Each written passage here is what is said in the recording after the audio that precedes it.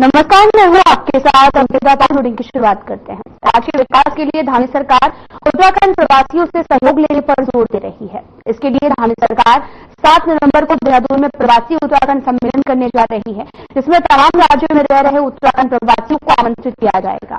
इसी क्रम में मुख्यमंत्री पुष्कर सिंह धामी ने सचिवालय में प्रवासी उत्तराखंड प्रकोष्ठ की वेबसाइट लॉन्च कर दी है। साथ ही ICDA की ओर से तैयार की गई वेबसाइट में प्रवासियों को राज्य सरकार की तमाम नीतियों, कार्यक्रमों और गतिविधियों की जानकारी दी जाएगी।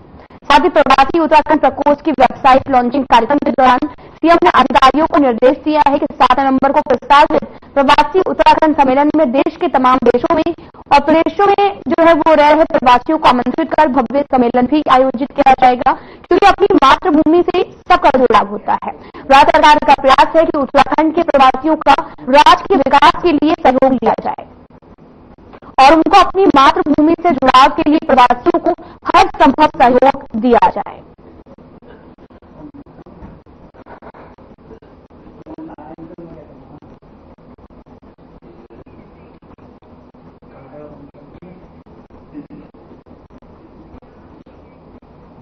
देहरादून से बड़ी खबर आई, जहां पर सीएम पुष्कर सिंह धामी का हरियाणा दौरा है। आज आपको बताते चले कि बड़ी खबर इस वक्त की देहरादून से। हरियाणा में चुनावी जनसभाओं को भरेंगे हुंकार। दोपहर 2 बजे धारूहेड़ा रेवाड़ी में करेंगे सभाएं। लक्ष्मण सिंह यादव के पक्ष में करेंगे जनसभा। 5 बजे गुरुग्राम में मुकेश शर्मा के लिए करेंगे सभा। बड़ी खबर इस वक्त की देहरादून से, लक्ष्मण सिंह यादव के पक्ष में जनसभा करेंगे। सीएम पुष्कर सिंह धामी का हरियाणा दौरा है आज। हरियाणा में चुनावी जनसभाओं में हुंकार भरेंगे। बीजेपी प्रत्याशी के पक्ष में जनसभा भी करेंगे। दोपहर 2 बजे धारूहेड़ा रेवाड़ी में करेंगे सभा। लक्ष्मण सिंह यादव के पक्ष में जनसभा को संबोधित करेंगे। बड़ी खबर देहरादून से, जहां पर सीएम पुष्कर सिंह धामी का आज हरियाणा दौरा है। हरियाणा में चुनावी हुंकार भरेंगे और 5 बजे गुरुग्राम में मुकेश शर्मा के लिए भी सभा करेंगे।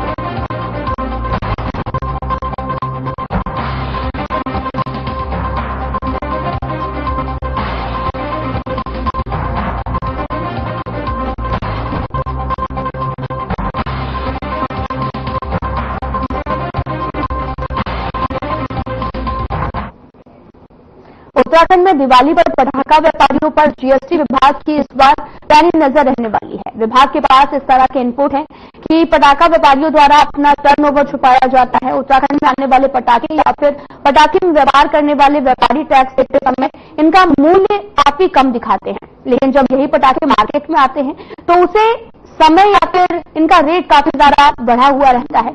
ऐसे में अब GST विभाग पटाखा व्यापारियों पर कड़ी नजर रखे हुए है। पटाखा व्यापारियों द्वारा अपना रेवेन्यू छुपाकर प्रदेश में टैक्स चोरी कर राजस्व को काफी नुकसान पहुंचाया जा रहा है, लेकिन इस बार GST डिपार्टमेंट ने अभी से दिशा निर्देश जारी कर दिए हैं।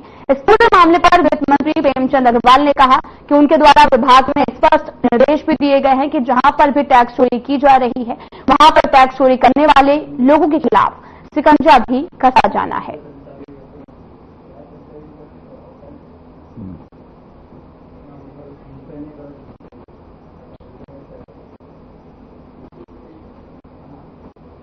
देखिए, कोई भी जहां हमें GST कलेक्शन करने की जो हमारे पैरामीटर्स हैं उसमें हम पूरी कोशिश करते हैं। आपको जानकारी दे रहा हूं, कल भी हमारे द्वारा ऐसे बहुत सी कंपनीज के खिलाफ अभियान छेड़ा गया और ये कहते हुए मुझे खुशी हो रही है कि उन्होंने जिस प्रकार से ITC लेने के लिए कुछ फर्जी फर्में बनाई थी उससे भी हमें एक प्राप्ति हुई है, क्योंकि कुछ हमारे अंदरूनी कार्य होते हैं जिसका हम खुलासा जल्दी से नहीं करते हैं। लेकिन आपने यदि सवाल किया तो मैं उसके सापेक्ष ये जवाब आपको दे रहा हूं कि जहां भी हमें कहीं लगती है, कहीं कर चोरी की बात आती है, कहीं जानबूझ के या किसी भी रूप में फर्जी फर्म बना के कुछ भी ऐसी काम करने की जो लोग कोशिश करते हैं। उत्तराखंड सरकार ने बड़ा फैसला लिया है। मुख्य सचिव राधा रतूड़ी को 6 महीने का सेवा विस्तार दिया गया है। उत्तराखंड शासन की तरफ से जो लेटर जारी किया गया उसके मुताबिक मुख्य सचिव राधा रतूड़ी को 1 अक्टूबर 2024 से 31 मार्च 2025 तक 6 महीने का सेवा विस्तार दिया गया है। उत्तराखंड की मुख्य सचिव राधा रतूड़ी को 1 साल के अंदर 6 महीने का दूसरा सेवा विस्तार दिया गया है। मुख्य सचिव राधा रतूड़ी का पहला सेवा विस्तार 30 सितंबर को खत्म हो रहा है। साथ ही आपको यह भी बताते चले कि उत्तराखंड की मुख्य सचिव राधा रतूड़ी को इसी साल 31 मार्च 2024 को रिटायर होना था, लेकिन धामी सरकार ने मुख्य सचिव राधा रतूड़ी को 6 महीने का विस्तार देते हुए उनका कार्यकाल 30 सितंबर 2024 तक बढ़ा दिया था। हालांकि अब फिर से सरकार ने उनका सेवा विस्तार 6 महीने बढ़ाने का फैसला लिया है।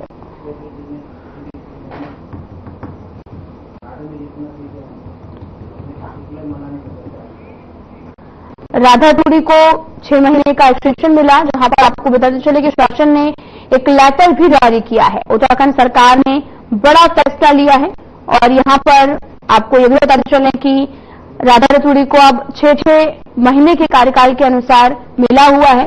6 महीने का सेवा विस्तार भी उन्हें दिया गया है। कांग्रेस प्रदेश अध्यक्ष करण माहरा ने मुख्यमंत्री पुष्कर सिंह धामी के डेमोग्राफिक चेंज वाले बयान पर कटाक्ष किया है। उनका कहना है कि सरकार किस आधार पर डेमोग्राफिक चेंज की बात कर रही है। पिछले 25 सालों में कोई बड़ी जनगणना नहीं हुई है। बीजेपी बताया कि वह किस आधार पर डेमोग्राफिक चेंज की बात कर रही है। उन्होंने ये भी कहा कि रोजगार की तलाश में गांव के गांव खाली हो रहे हैं, लेकिन सरकार जो है वो असल मुद्दों से ध्यान हटाकर धार्मिक ध्रुवीकरण की कोशिश कर रही है ताकि उसे चुनावी लाभ मिल सके।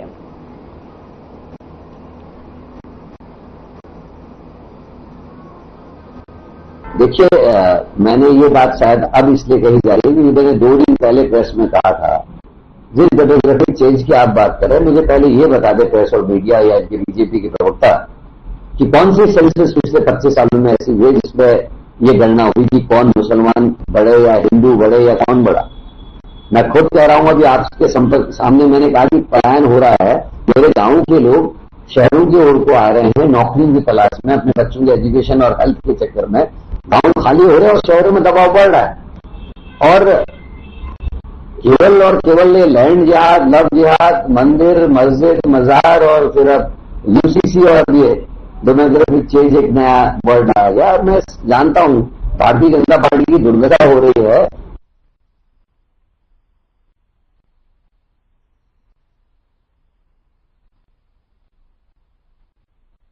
प्रदेश की धामी सरकार के सेवा योजन विभाग की ओर से चलाई जा रही मुख्यमंत्री कौशल उन्नयन और वैश्विक रोजगार योजना में राज्य के कई युवाओं को विदेश में रोजगार का अवसर मिला है।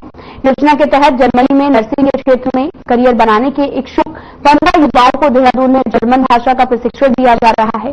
सभी युवा बीएससी नर्सिंग, जीएनएम जैसे कोर्स करने के बाद में वर्तमान में देहरादून में प्राइवेट जॉब कर रहे हैं। अब वो विदेशी भाषा का प्रशिक्षण हासिल करने के बाद जर्मनी में भी रोजगार हासिल करने जा रहे हैं। इन युवाओं का चयन पहले ही जर्मनी के लिए कई अस्पतालों में 2.5 से 3.5 लाख रुपए प्रति माह के वेतन पर हो चुका है। बस उन्हें इसके लिए जर्मन भाषा में B2 परीक्षा पास करनी है। अगर ये लोग बाहर से जर्मन भाषा का प्रशिक्षण लेते हैं तो इसमें 4 लाख रुपए तक का खर्च आता है, लेकिन उत्तराखंड सरकार के अधीन आधे से कम खर्च में प्रशिक्षण मिल रहा है।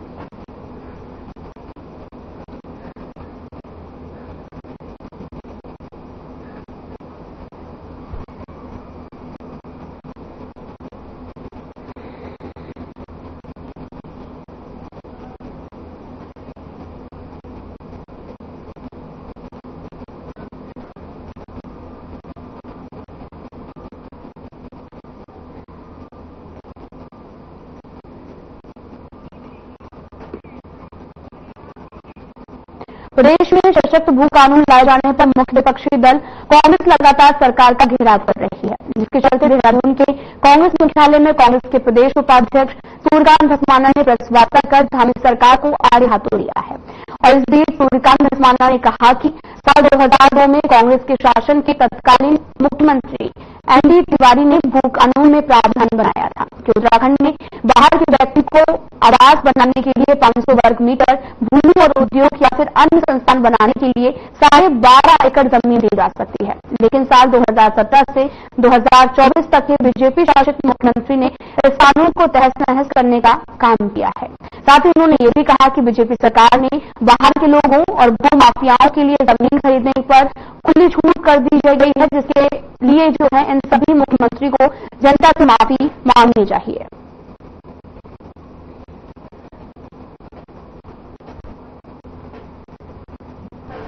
देखिए, उत्तराखंड राज्य में तिवारी सरकार ने, महेंद्र तिवारी जो प्रथम राज्य के चुने हुए मुख्यमंत्री थे, इलेक्टेड गवर्नमेंट के, उन्होंने 2003 में उत्तर प्रदेश भूमि विनाश और व्यवस्था अधिनियम जो था 1950 का, उसकी धारा 154 को संशोधित करते हुए उत्तराखंड में भारत के लोगों के लिए आवासीय पर्पस के लिए 500 वर्ग मीटर और उद्योग या अस्पताल या मेडिकल कॉलेज बनाने के लिए और राज्य में उद्योग लगाने के लिए, उद्योग की श्रेणियां, बहुत सारी श्रेणियां थी, उसके लिए सरकार की अनुमति से उसके प्रयोजन को 12.5 एकड़ भूमि खरीद सकता। उसके बाद जब ये लागू हो गया, बहुत आवाजें भी उठी, लेकिन सरकार जब से लागू किया 2003 से लेकर के जब तक राज्य में कांग्रेस की सरकार रही,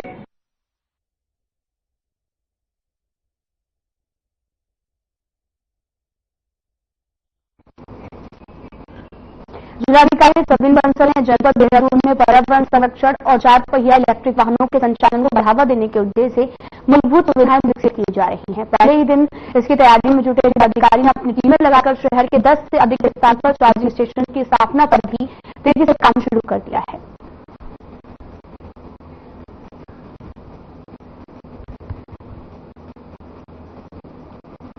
ईवी स्टेशन का हमारा प्रोजेक्ट था, वो भी एडवांस स्टेजेस पे आ गया है, ज्वाइंट सर्वे कंप्लीट हो चुका है और 9 स्टेशन हमारे आइडेंटिफाइड हुए हैं। इसका एडवांटेजेस प्रमुख रूप से 2 हैं। ये हमारे हार्ट ऑफ द सिटी में होंगे लोकेशन है, और सेकेंडली ये जीरो इन्वेस्टमेंट मॉडल है। तो without spending any rupee I would be getting 9 hitech charging station, और जिससे जो हमारे ईवी व्हीकल्स है उसको काफी बढ़ावा मिलेगा।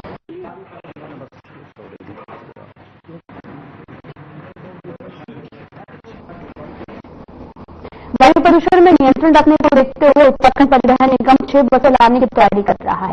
इस बात को लेकर उत्तराखंड परिवहन निगम के संचालन महाप्रबंधक सीपी कपूर ने कहा कि commission for air quality management की तरफ से हमें 31 दिसंबर तक का समय जो है वो दिया गया है, जिसमें हमें 190 नई बसें लानी है। साथ ही उन्होंने ये भी कहा शेष बसों को लाने के लिए भी 31 मार्च 2025 तक का समय मिला है, जिसके बीच अक्टूबर महीने में डीजल की 130 BS 6 बसें आएंगी और 30 BS बसें CNG की ओर से की जाएंगी और अन्य 30 बसें दिसंबर महीने तक आ जाएंगी।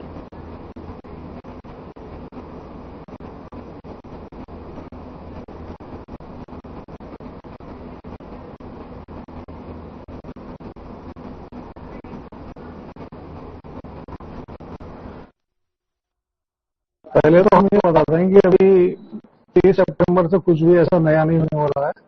हमें जो है commission for air quality management से 31 दिसंबर तक के लिए समय दिया गया है, जिसमें हमें 190 बसें नहीं लानी है, और उसके बाद जो शेष बची बसें हैं उसके लिए 31 मार्च 2025 तक का समय मिला हुआ है।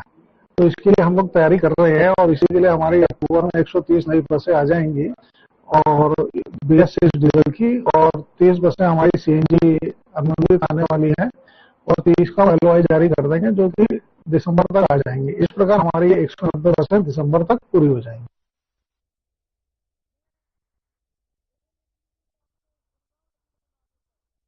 काशीपुर में कांग्रेस महानगर अध्यक्ष मुशर्रफ हुसैन के नेतृत्व में समस्त कांग्रेसी कार्यकर्ताओं ने नगर क्षेत्र की जन समस्याओं को लेकर नगर पालिका प्रांगण में एक ज्ञापन नगर आयुक्त को सौंपा है और साथ ही ज्ञापन माध्यम से मांग की है कि यहां पर पानी भरने से जीना मुहाल हो गया है। बरसात के पानी से लोगों को काफी ज्यादा परेशानियां हो रही हैं।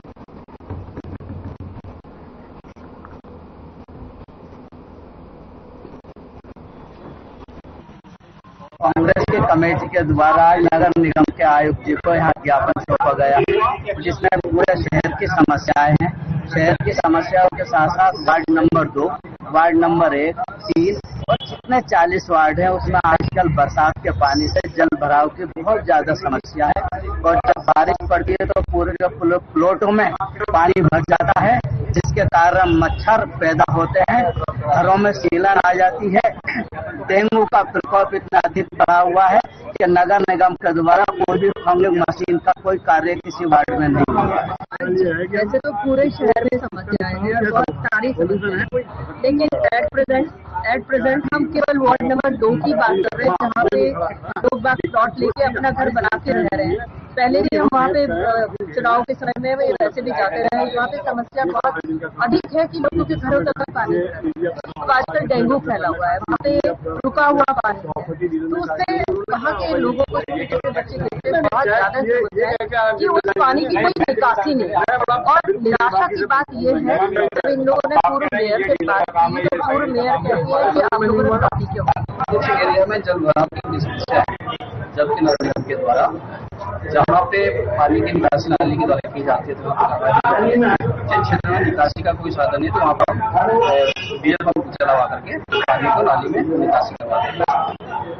तो हमारी डीपीआर तो बनी है गौशाला की, जिसको धरा मंडल शासन को भेजा गया। जैसे शासन से प्राप्त होते हैं भटिंडा ब्लॉक सभागार में राष्ट्रीय ग्राम स्वराज अभियान के तहत निदेशालय पंचायती राज उत्तराखंड के सहयोग से प्रगतिशील संस्था द्वारा महिला हितैषी और बाल हितैषी थीम आधारित 2 दिवसीय क्षमता निर्माण प्रशिक्षण कार्यक्रम का जो आयोजन है वो किया गया है। प्रशिक्षण में आपको बताते चले कि सतत विकास लक्ष्य की प्राप्ति के लिए ग्राम पंचायत समितियों की भूमिका, बाल हितैषी और महिला हितैषी पंचायत के निर्माण पर विषयों पर जानकारी दी गई है।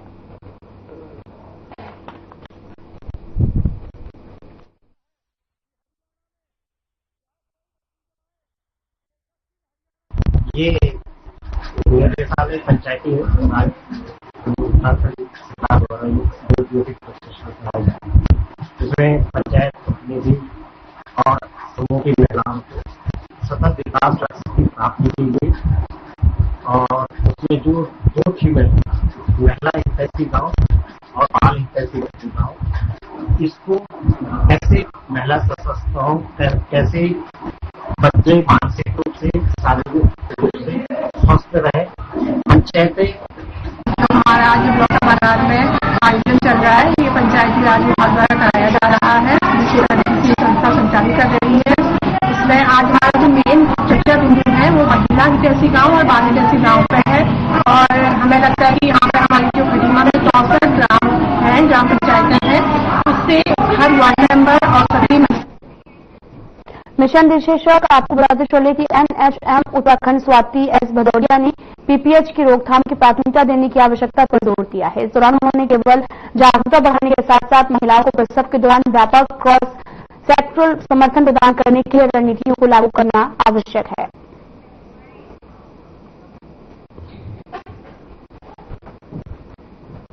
जो हमारा मेटरनल मोर्टालिटी रेशियो है उत्तराखंड का, वो अभी थोड़ा सा चिंताजनक है, जबकि हमारा आईएमआर और न्यूनेटल मोर्टालिटी ये हम काफी बेहतर कर रहे हैं इसमें। तो उसी के लिए ये एक बहुत ही पॉइंटेड प्रयास है कि जिससे हमारा पीपीएच जो पोस्टमार्टम हेमरेज वो मेजर रीजन होता है।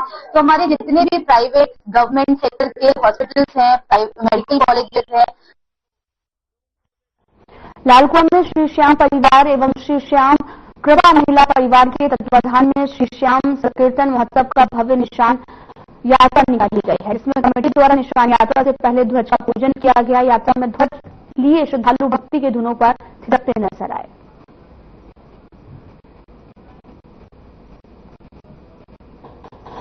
यहाँ राजकीय इंटर कॉलेज लालकुआं नैनीताल में मनाया जा रहा है। सभी आम जनता से निवेदन है, ज्यादा से ज्यादा पहुंचने की कृपा करें और श्याम बाबा के भजनों का आनंद लें। और बहुत ही सुंदर आयोजन यहाँ पे किया जाएगा। यहाँ से रेशमी शर्मा जी और एक कानपुर से हैं, एक पीलीभीत से हैं। बड़ा खूब हो रहा है, अच्छी दिन है और एकादशी हमारे इस सनातन धर्म के अंदर सबसे बड़ा पर्व है, सबसे बड़ा व्रत है, प्रतिज्ञा है। और आज श्याम बाबा की निशान यात्रा निकली है और रात को उनके भजन होंगे, उनका गुणगान होगा। इससे बढ़िया शुभ हो नहीं सकता इस शहर के लिए और हम सब शहरवासियों से एक निवेदन। श्याम बाबा का एक जागरण का आयोजन किया गया है, जिसमें सभी भक्त लोग आए और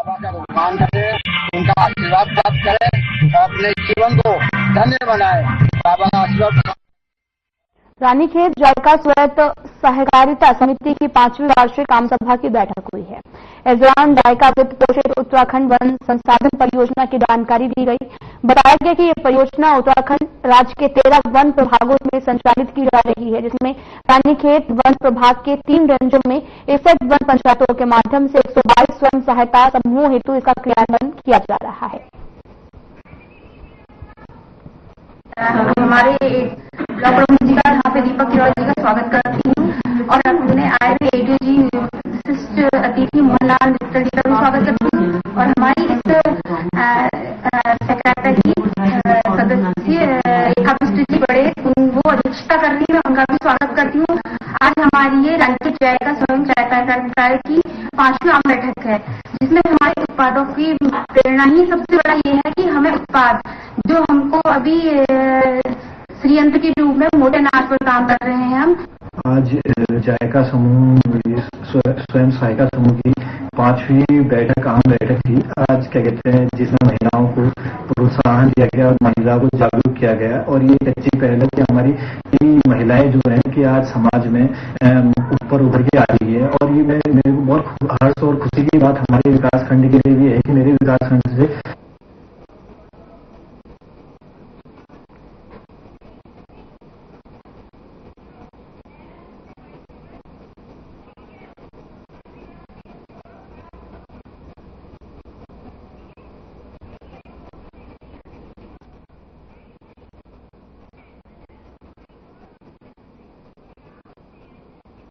देहरादून से बड़ी खबर आ रही है। आपको बताते चले कि वन विभाग को बड़ा मुनाफा हुआ है। बड़ी खबर इस वक्त की देहरादून से, जहां पर आपको बताते चले कि वन विभाग को बड़ा मुनाफा हुआ है।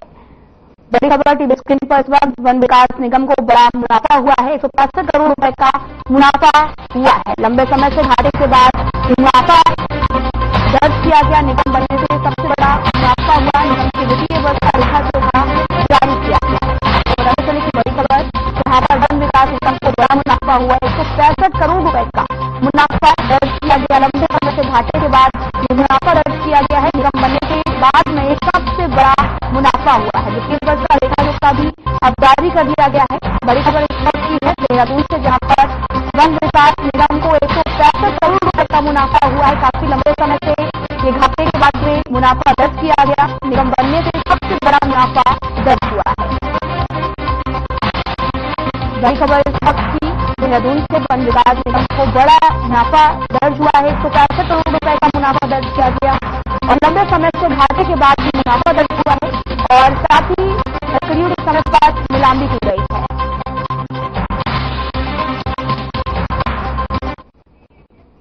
उत्तराखंड सीएम पुष्कर सिंह धामी ने हाल ही में आपदा प्रबंधन और पुनर्वास विभाग की समीक्षा के दौरान अधिकारियों को प्रदेश की सभी सड़कें 15 अक्टूबर तक गड्ढामुक्त किए जाने के निर्देश दिए गए हैं। साथ ही अतिवृष्टि से प्रभावित प्रदेश के सभी क्षेत्रों में स्थिति सामान्य करने के लिए भी युद्ध स्तर पर कार्य करने के लिए आपको बताते चले कि निर्देशित किया गया था। और वहीं ज्यादा जानकारी देते हुए देहरादून जिलाधिकारी सविन बंसल ने कहा कि संबंधित विभाग खराब हुई सड़कों को लगातार चिन्हित करने का काम कर रही है।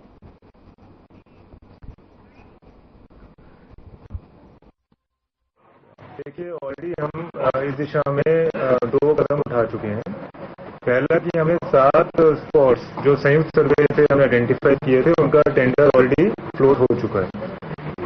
हमारे ROW में रोड्स के किनारे जो SP ट्रैफिक, PWD और नगर निगम जिला प्रशासन के संयुक्त तत्वाधान में किया जाएगा, वो सब टेंडर ऑलरेडी फ्लोट किया जा चुका है। उसी स्पेस जो आइडेंटिफाई हुए वो हम 750 व्हीकल्स की हुई है। सेकेंडली, सबके संज्ञान में है कि हमारी ऑटोमेटेड पार्किंग का प्रोजेक्ट भी एडवांस स्टेजेस में है, जिसमें 6 स्पॉट्स हमारे आइडेंटिफाइड हो चुके हैं। वो भी मैं आपसे जल्द शेयर करूंगा।